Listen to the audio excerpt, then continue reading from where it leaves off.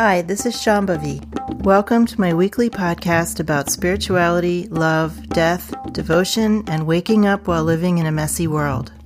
The Satsang with Shambhavi podcast is recorded live each week with students of our nonprofit community, Jayakula. For more information and to find out about attending a satsang, visit jayakula.org. Thanks for listening. Much love to you, wherever and however you are.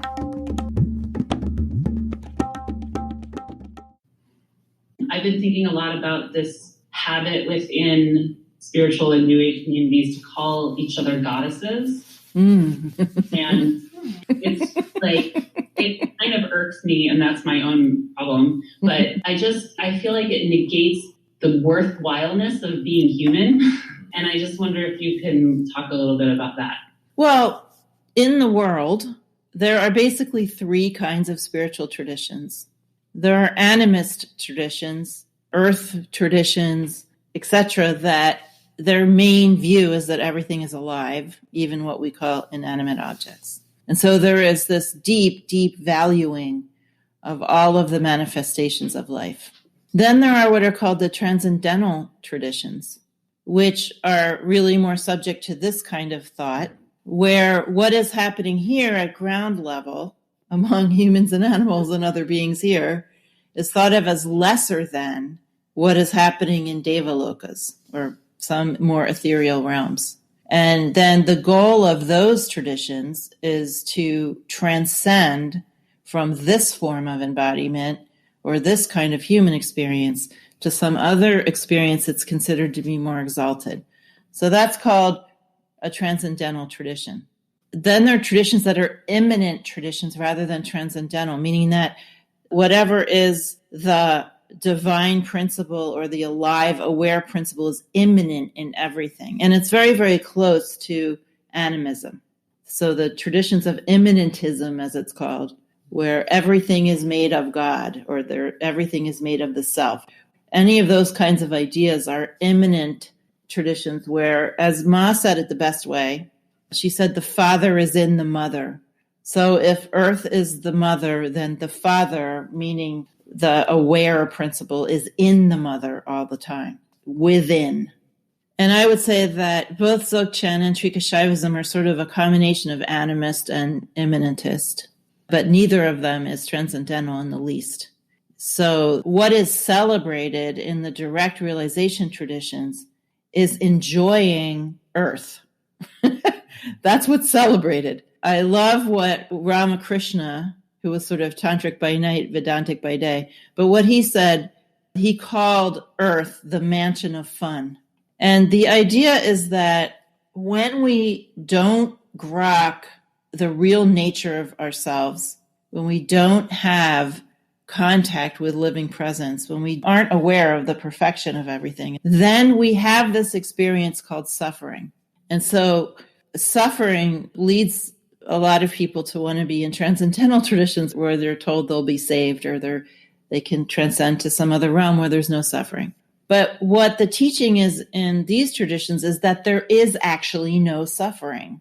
The teaching is that suffering is actually part of the experience of limitation, and that limitation is self-imposed by this alive, aware reality to create all these wonderful manifestations. And so then when we open the gates of our perceptions and we're able to directly perceive for ourselves the nature of the self, then suffering ceases.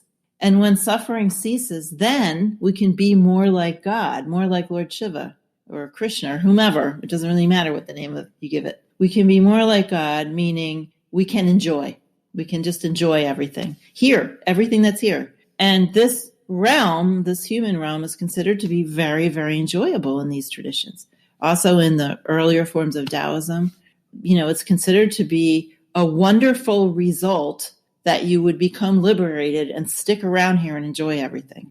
I talked about the importance of the image of the city in this tradition particularly, and in other tantric traditions in India, largely Trika and also the Shakta traditions from Bengal, have this image of the city, of all of manifestation being like a glorious city that you would want to explore where you go particularly to have diverse experiences. So the idea is that whatever milieu we find ourselves in, whatever place we choose to live, doesn't have to be a literal city, that having recognized the real nature of things, we would then enjoy the diversity of manifest life without any suffering or attachment. So it's a really huge difference.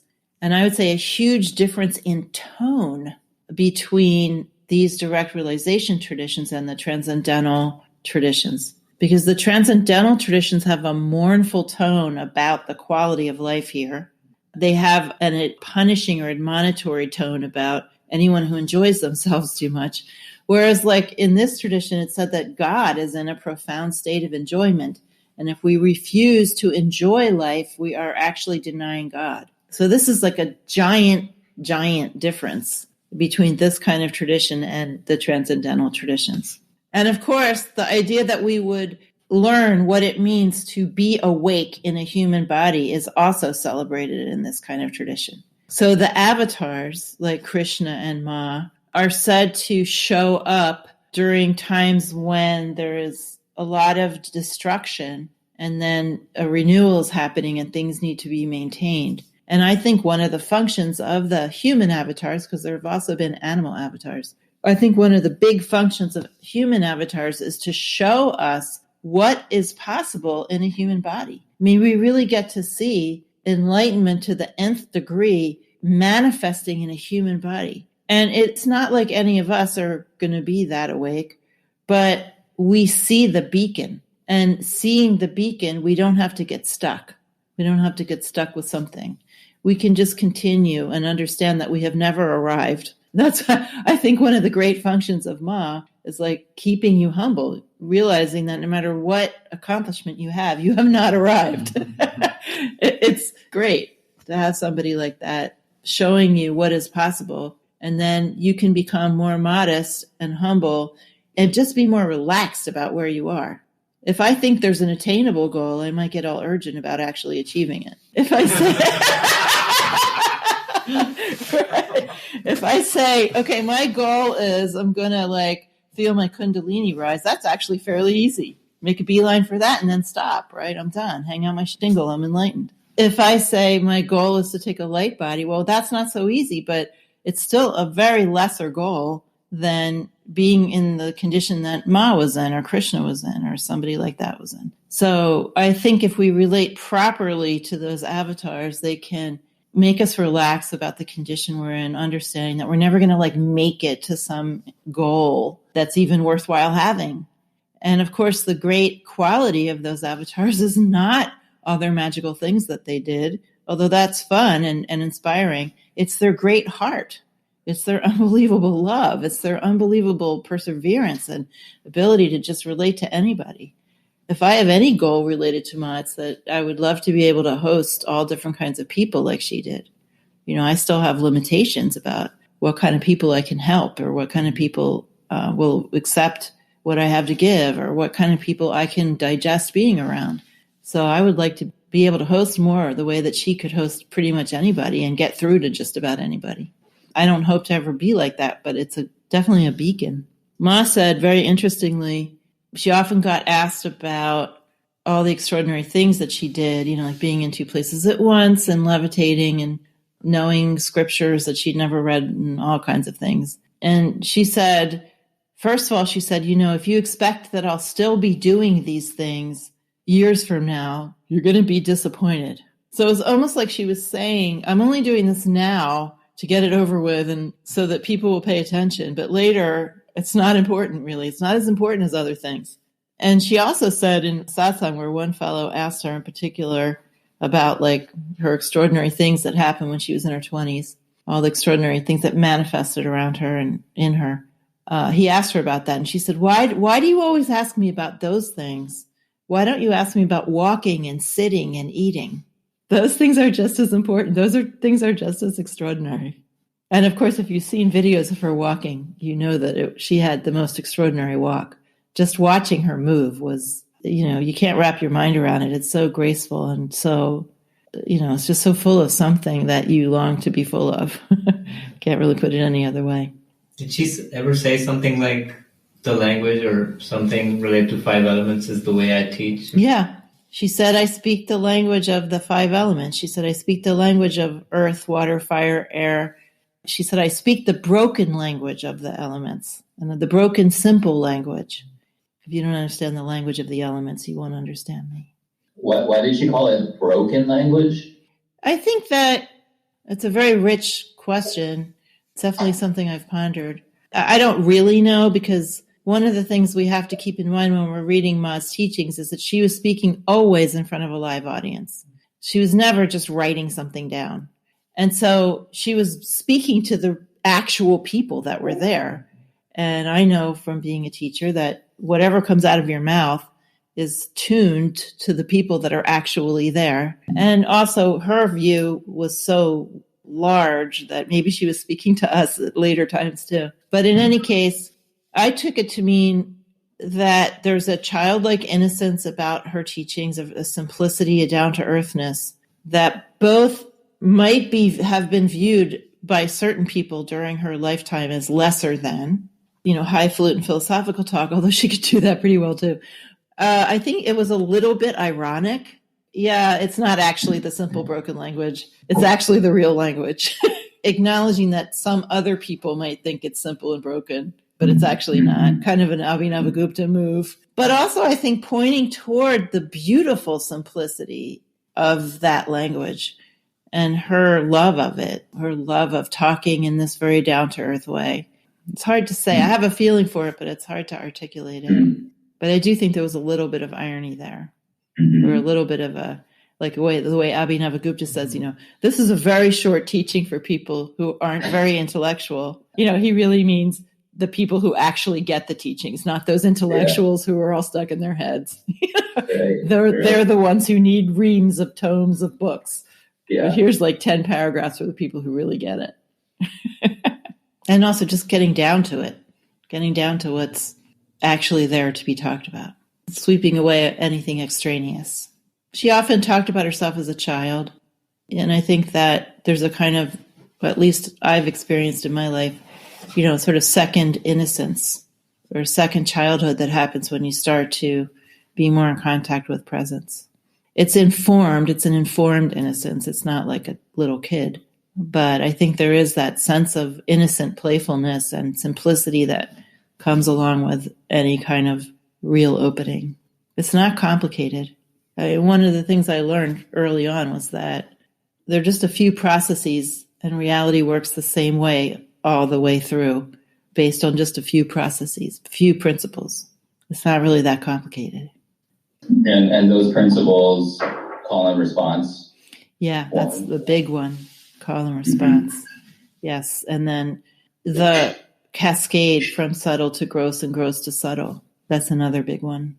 I actually never wrote any of them down, but maybe I should. The principles of ritual, the principles of sadhana, how sadhana works, or how reality works with people doing sadhana, how things come to be and how they go out of being. It's just very simple principles. Can you speak a little more on that, Shambhavi, of call and response? There is a base state from which all of these things are arising, everything that we experience. They basically are experiences. And that base state is what we say unconditioned. And out of that arises the possibility of dualistic experience, of having one thing in another. The principle of conversation is actually fundamental to the enjoyment of reality, God's enjoyment of God. There's a beautiful Rumi poem called, or I don't know if it's called this, but he talks about constant conversation in that. And he's talking about conversation with his beloved, but also just the constant conversation that is manifest life. So not only is there the appearing of an other to talk to, but there is this tremendous enjoyment in that circumstance. And so the fundamental call and response aspect of reality has to do with this being what another teacher called a theater of communication, or you could say a play of communication.